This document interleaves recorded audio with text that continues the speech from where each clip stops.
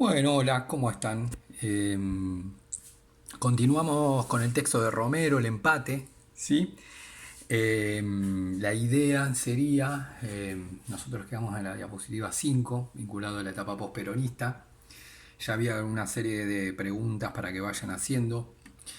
Yo ahora voy a explicar en este video lo que sería la noción de empate hegemónico, que es bastante compleja, ¿sí? Así que voy a estar el tiempo explicando eso. Pero ya les adelanto que en la diapositiva 7 ahí tienen como el subtítulo del texto, que Libertadores y Desarrollistas, y en la 8 hay preguntas, así que pueden avanzar eso con eso independientemente de la explicación que yo voy a dar ahora, ¿sí?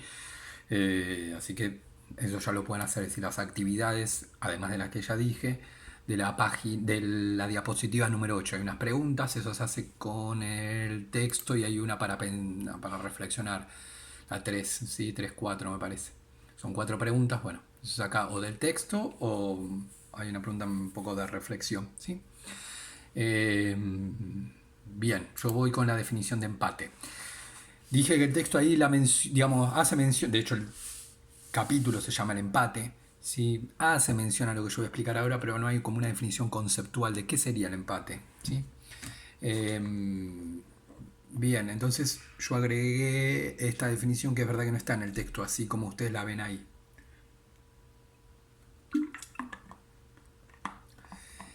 Bien, eh, voy a leer y voy a explicar, ¿sí? Dice, bueno, es un artículo que escribe Hernán Brienza, ¿sí? Digo, es algunos años, creo 2012, por ahí más o menos. Dice, bueno, era un fragmento de un artículo de una revista, ¿sí? A nosotros nos sirve la cuestión de empate. Dice, bueno, el problema no es sencillo, pero creo que en la reformulación de un concepto de Juan Carlos Portantiero se puede hallar una punta para desarrollar como la madeja sería como el nudo, ¿sí? O el embrollo el embrollo, digamos, ¿no? Hablo de la idea de empate hegemónico. En 1973, Portantiero analizó el escenario político de la década del 70 en términos gramscianos y definió empate hegemónico como. Bien, bueno, acá primera aclaraciones.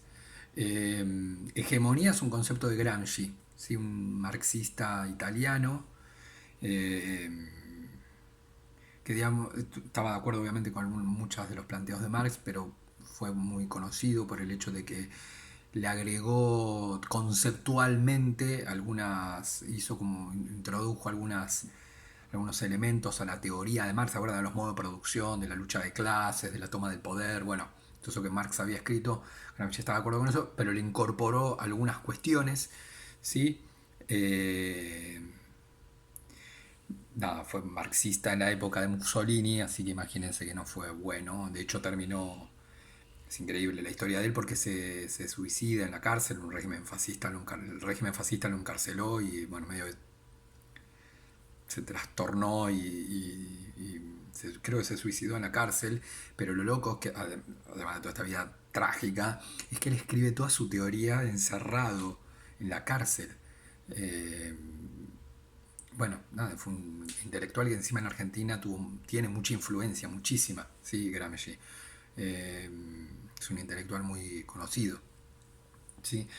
Bueno, él ahondó sobre la idea de hegemonía, sobre la idea de hegemonía. Estoy hablando de la década del 20-30, cuando él escribe, decimos, está el fascismo en Italia. Lo que hace Portantiero, que es un intelectual argentino muy famoso, porque también más vinculado a la ciencia política, él toma una cuestión, por eso dice gramsciana, términos gramscianos, ¿no? Porque toma algunas de las cuestiones de Gramsci y bueno, como que lo lleva al contexto argentino, ¿no? Lo que plantea Gramsci lo traslada al contexto argentino y ahí tenemos la idea de empate hegemónico. Portantiero escribió esto, Portantiero, ¿sí? Tomando lo de Gramsci, incorpora el concepto de empate hegemónico para lo que sería la década del 60, 70, en realidad, perdón, para la década del 70. para la década del 70. Entonces, Portantiero escribe, aplica la idea de empate hegemónica a los 70 en la Argentina. Nosotros no estamos en los 70, vamos a camino A, pero no estamos en los 70. Pero como es un concepto, la idea de empate hegemónico es un concepto, lo bueno del concepto es que uno lo puede aplicar a diferentes realidades, ¿no? Es como una abstracción que me sirve a mí para entender la realidad, para comprenderla, ¿sí? Ejemplo, clases sociales, yo lo que veo en la calle son personas, no veo clases sociales, ¿sí? Nada, yo veo individuos y son todos iguales, todos tienen 2 ojos, 2 orejas, ¿sí? 5 dedos en una mano, 5 dedos en otra, ¿sí? Nada, no veo clases sociales. Ahora, eso es una forma de ver la realidad muy limitada, en realidad, porque porque sabemos que no es lo mismo una persona que otra en el capitalismo. ¿Sí? Están divididos en clases, no hay iguales. ¿Sí? Tendrán 2 ojos y 2 orejas, pero no son iguales. ¿Sí? Desde el punto de vista económico, son diferentes. Y que ahí hay diferencia, ahí entra la idea de clases sociales, ¿sí? Bueno, ahí es donde introduzco un concepto. Fíjense que un abstracto no es irreal. A veces tenemos la idea de que abstracto es irreal. No, eso también es una forma limitada de ver la realidad, ¿sí? El concepto, es verdad que es abstracto, pero me sirve a mí para entender la realidad. Entonces yo voy a ver a 2 tipos y decir, ahora no, económicamente son diferentes, veo que son económicos, y a ver, y este de qué vive, y este lo que hace es vender la fuerza de trabajo, y este entonces le da el salario, bueno, y ahí empiezo a analizar, ¿sí? Introduciendo un concepto abstracto que es el de clases sociales. Lo mismo pasa con empate hegemónico, es un concepto, ¿sí? Lo bueno del concepto es que uno lo puede aplicar al 1970, ahora, en Japón, en China, en Estados Unidos, en África, digamos, ahora o para atrás, digamos, como el concepto vos lo podemos ver en el tiempo, ¿sí? Empate hegemónico es un concepto, ¿sí? Que lo plantea Portantiero tomando cosas de Gramsci para la década del 70 en la Argentina. Algo que no me interesa, porque todavía no estamos en los 70, pero vamos hacia eso. Y menos me interesa que Brienza lo toma para aplicarlo a la Argentina del 2010. Él dice, bueno, Argentina del 2010 podemos entenderla con el concepto. ¿Cómo entiendo la Argentina? Y cómo entiendo a las personas que son iguales, pero digo que son diferentes, porque meto el concepto de clases sociales, ¿sí? Ahí también puedo decir, bueno, ¿cómo entiendo la realidad argentina del 2010? Bueno, puedo tomar el concepto de empate, bla, bla, bla. Pero bueno, no me interesa el 2010. Un poco, digamos, no me interesa nada ahora el 2010. Lo que Hernán Brienza dice el 2010 no tiene interés. Que de hecho acá lo recorté, no van a hablar nada del 2010. Tampoco me interesa tanto los 70, pero sí me interesa qué es empate hegemónico. Porque eso es lo que nosotros sí vamos a aplicar, y algo lo hace Romero aplicarlo a 1955, 1966. Bien, ¿qué es el empate? Dice hegemónico. Dice, bueno, es se mantiene crónico, sería como que se va manteniendo como una lesión crónica. Una lesión crónica es algo que te vuelve periódicamente, ¿sí? Es el mantenimiento de una situación de crisis orgánica que no se resuelve como nueva hegemonía. Entiendan hegemonía acá como, no sería exacto la definición. Gramsci cuando habla de no, el concepto de la definición de hegemonía de Gramsci, nosotros sobre todo lo que es en proyecto lo vamos a ver ahora, ¿sí? Entiendan ahí como hegemonía, ¿sí? Digo una breve idea para que se entienda. Hegemonía sería como que una definición muy elemental sería predominio, ¿está? Como vos hay un predominio. Que en realidad Gramsci lo define mucho más, digamos, no lo define así tan simplonamente, ¿sí? Como que va un poquito más a fondo. Una segunda definición más profunda sería en el momento en el cual vos tenés un predominio, pero la clave es como que vos lográs generalizar tus valores particulares. Ahí está la clave. Ahí yo construyo hegemonía. Construyo hegemonía cuando un grupo social logra generalizar, es decir, hacer generales, que lo sigan todos, y que en alguna medida hasta incluso todos estén de acuerdo en esos valores, pero valores en realidad, valores intereses que en realidad son particulares. Es decir, son de ese grupo. ¿Sí? Al generalizarlos, un grupo es hegemónico cuando logra generalizarlos. ¿Sí? Es decir, cuando mis intereses de clase los logro generalizar, logro que el resto de las clases sociales sigan esos intereses, sigan esos valores. No sé si los beneficio o no a ellos, pero sí tengo en claro que me beneficia a mí. Ahí yo construyo hegemonía. ¿Sí? El otro los sigue convencidamente, los apoya convencidamente. No sé si los beneficia. Lo que sí tengo claro me beneficia a mí. Es decir, yo tuve la habilidad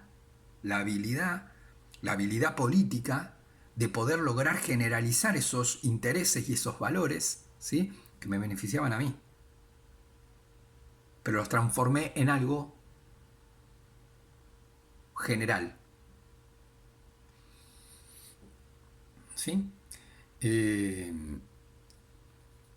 Entonces, es el mantenimiento de una situación de crisis que no se resuelve.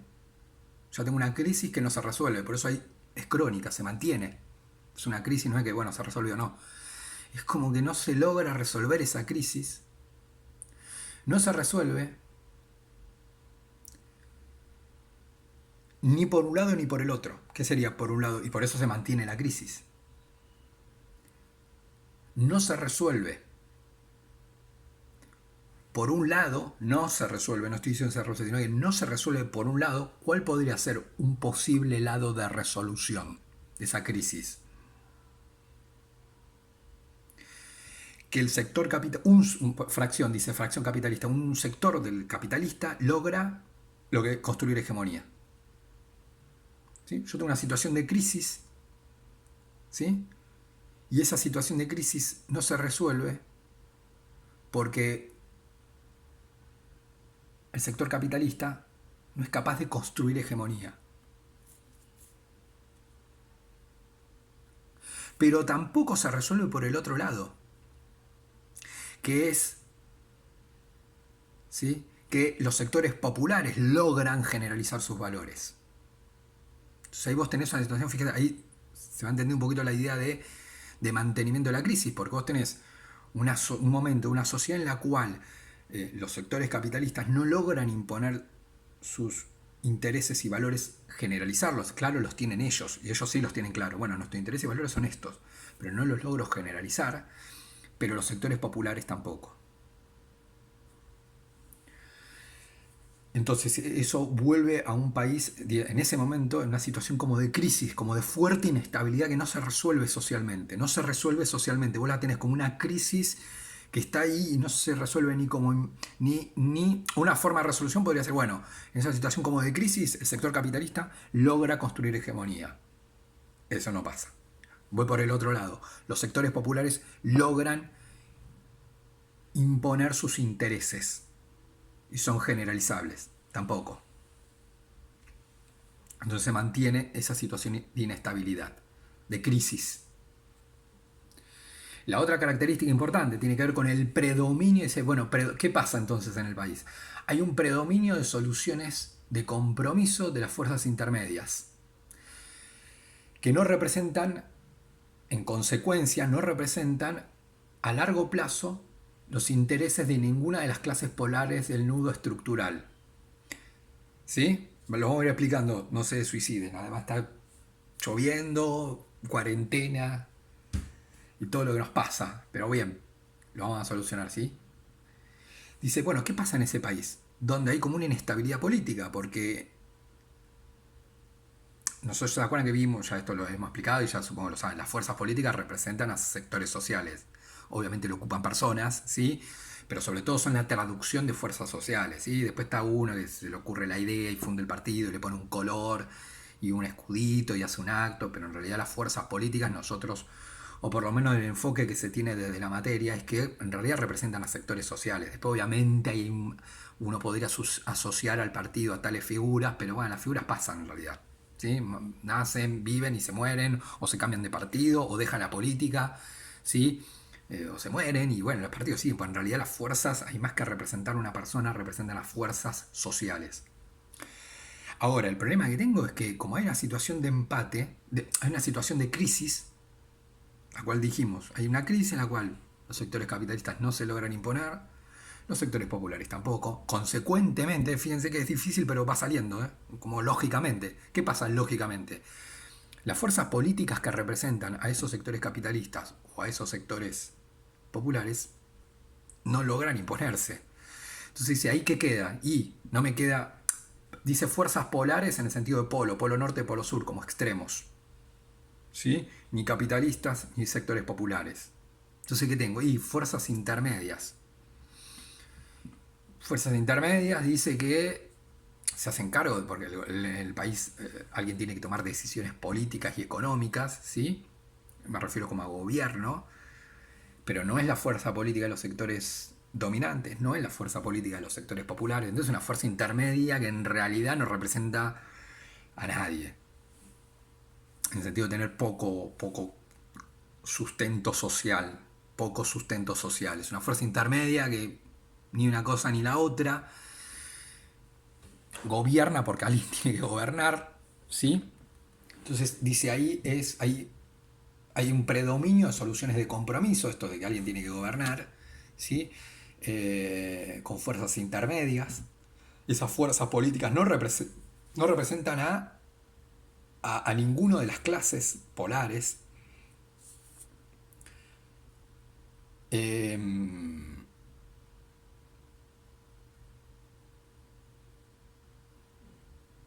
Claro, ¿sí? Bien. Entonces, eh, dice, no, las fuerzas políticas no representan consecuentemente y a largo plazo los intereses de ninguna de las clases polares del nudo estructural. ¿Sí? Eso ya quedó claro. ¿Sí? Bien. Ahí me estoy perdiendo de algo. Esperen un segundito, ¿sí?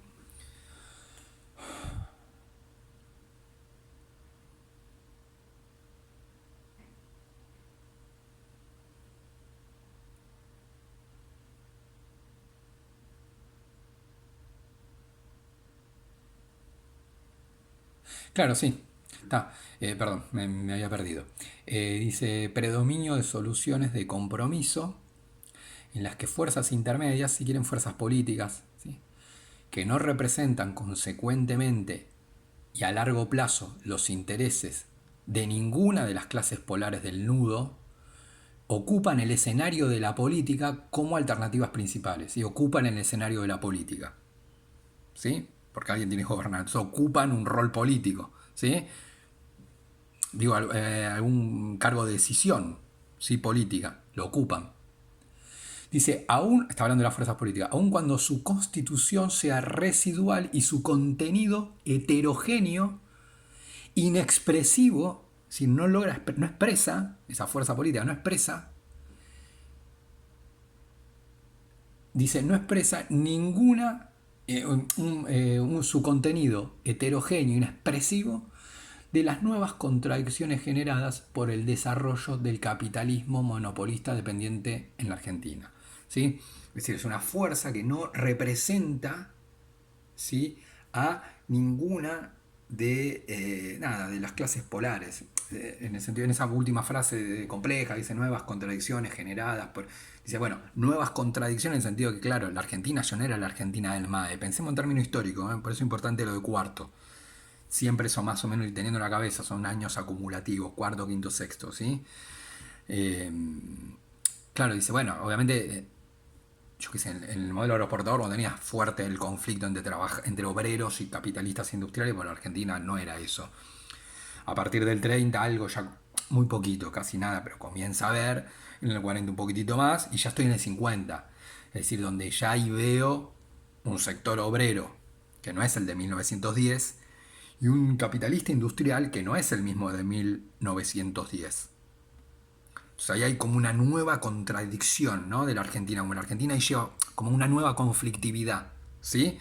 No es la misma conflictividad que la que había entre el terrateniente y el peón. Hay una nueva conflictividad, ¿sí? una nueva conflictividad en el marco del desarrollo capitalista, ¿sí? Porque Argentina seguía siendo capitalista, ¿sí? Un capitalismo dependiente. Eso no creo que haya que explicarlo demasiado, ¿sí? Un capitalismo dependiente. Argentina seguía siendo, podemos discutir largo y tendido, más o menos que en el modelo agroexportador, pero Argentina más o menos que en el modelo agroexportador, pero está claro que Argentina, digamos, como país del tercer mundo tampoco es que, nada, que podía hacer lo que quisiera, ¿sí? No tenía el mismo poder que Estados Unidos o que la Unión Soviética en ese momento la Argentina. Entonces, a lo que voy es, la fuerza política, esa fuerza política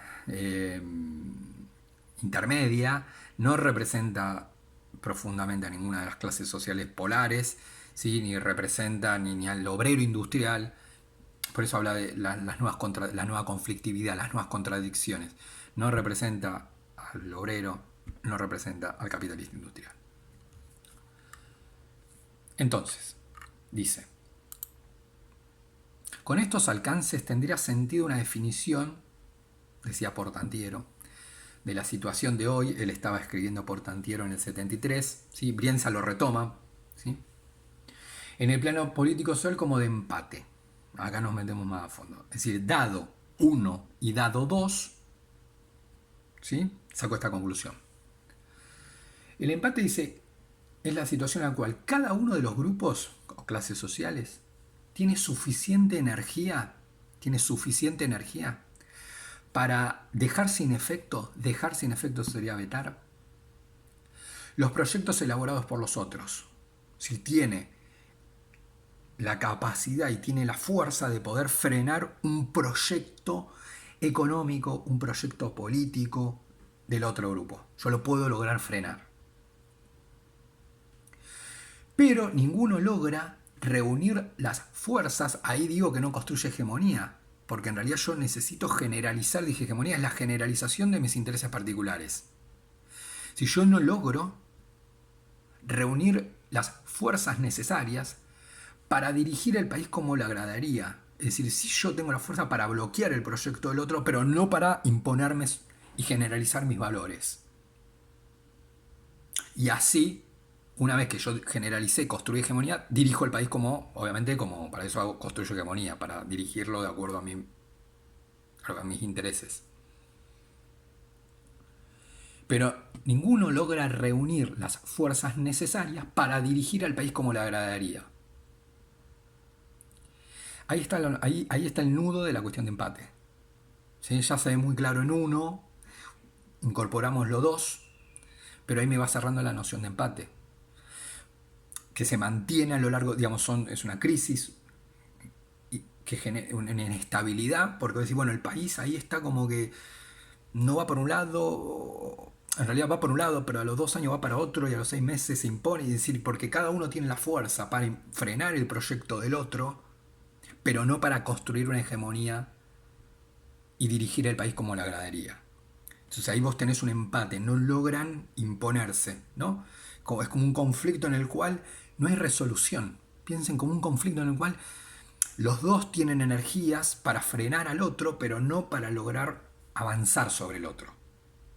Entonces ahí te genera una fuerte inestabilidad en el país, ¿no? Es decir, los sectores capitalistas, si lo vamos al, digamos, lo que estábamos hablando del caso argentino, los sectores capitalistas tenían la fuerza para, por ejemplo, el texto lo voy a ir explicando, ¿no? Pues lo lleva bien al contexto de 1955, 1966, pero ya piensen que los sectores capitalistas tenían la fuerza, como ejemplo histórico lo planteo, ¿sí? Ahora sí lo aplicamos, si nosotros dijimos, el concepto es algo abstracto que yo lo bajo a la realidad, y lo puedo bajar del 50, del 1973, o lo podría plantear del 2010 o del 2020. ¿Sí? ¿Qué pasa con la hegemonía ahora en Argentina? Si voy al texto de Romero, yo ya veo ahí un sector hegemónico, eh, capitalista, perdón, un sector dominante capitalista que, digamos, tiene mucha fuerza en el sentido de poder derrocar al presidente peronista. Lo derrocó. Lo derrocó. Ahora, ¿pudo después dirigir el país como le agradaría? Y ahí ya es más complejo. Obviamente sí pudo introducir medidas, después las vamos a ver. Pues, por eso, digamos, no entiendan como que, bueno, no hago nada, entonces, como no avanzo, como no puedo avanzar sobre el otro, me quedo sentadito. No, yo, es como que yo logro una pelea de box, sí lo que puedo es cubrirme y que el otro no me noquee. Y yo tirarle, ¿no? Alguna le voy a meter. Lo que no puedo es voltearlo. Es buena esa, da bastante luz para todavía no almorzar. Imagínense una lucha de box, ¿sí? En la cual sería, yo tengo la capacidad de cubrirme, ¿sí? En todas las piñas no, pero en muchas, ¿sí? Con la cual el otro no me logra noquear, ¿sí? No me logra noquear. Entonces, no es que no me pega ninguna, pero de las 10 me pegará una que más o menos me cubro en todas. Una entrará y esa no me voltea, ¿sí? Eso sería la cuestión como esto de vetar, digamos, de poder frenar el proyecto. Yo estoy frenando la ofensiva del otro ahí. ¿Sí? En eso soy exitoso. ¿Sí? Porque me logro cubrir. Alguna entrará, pero no me noquea. Ahora, ¿qué pasa con...? Que eso es una parte importante, porque si me noquea, me entran 10 piñas, me va a noquear. Y se acabó. Es una parte importante. Voy a la otra parte, a donde yo, porque yo también lo tengo que buscar noquear a él. Pero con él pasa lo mismo.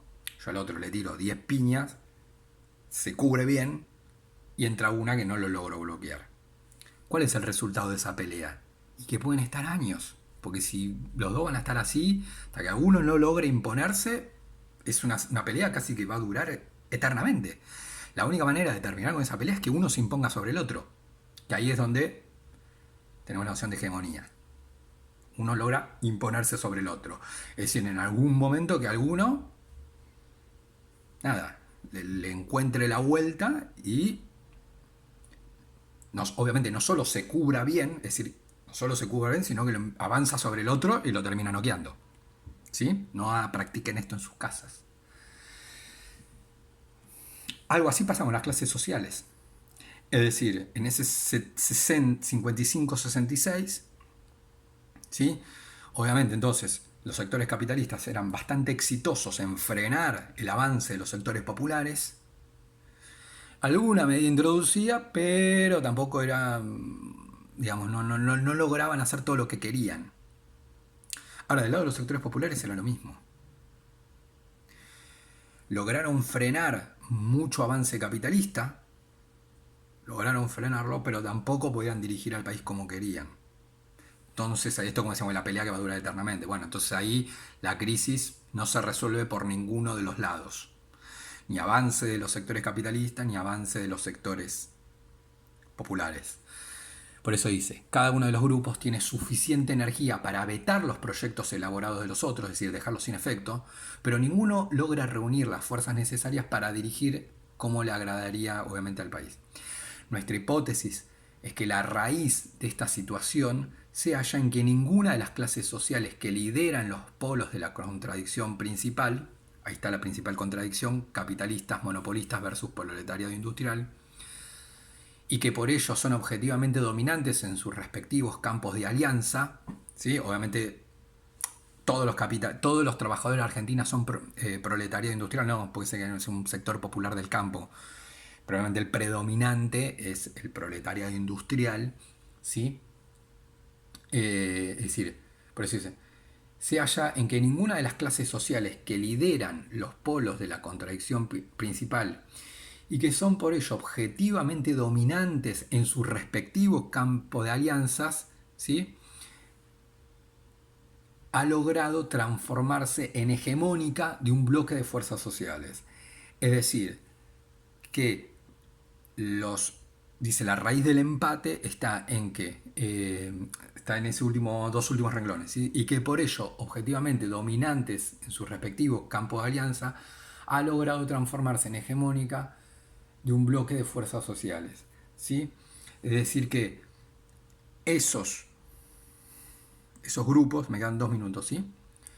Esos grupos que ya sabemos que puede vetar el proyecto del otro, pero que no puede imponerse, ¿sí? No puede imponerse sobre el otro, dice, bueno, ahí hay una raíz de ese problema.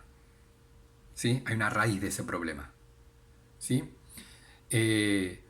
Objetivamente, el sector industrial argentino debería ser el dominante dentro de los sectores populares, dentro de los sectores populares, el sector obrero industrial debería ser dominante, y del otro lado serían los capitalistas monopolistas. Bueno, no logran construir hegemonía, ¿sí? Es un poquito más complicado, pero lo vamos a hacer más simple. ¿Sí? Sí, algo ya dije, mejor no sumamos más porque si no va a ser me queda poco tiempo. ¿Sí? Eh, como queden con esta, si ustedes se quedan con esta idea ya estamos, ¿sí? Es decir, que no logran construir hegemonía. ¿Sí?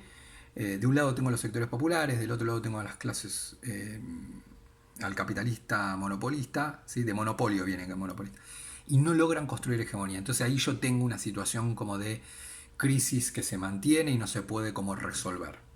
¿Sí? Bueno, eso sería la noción de empate hegemónico.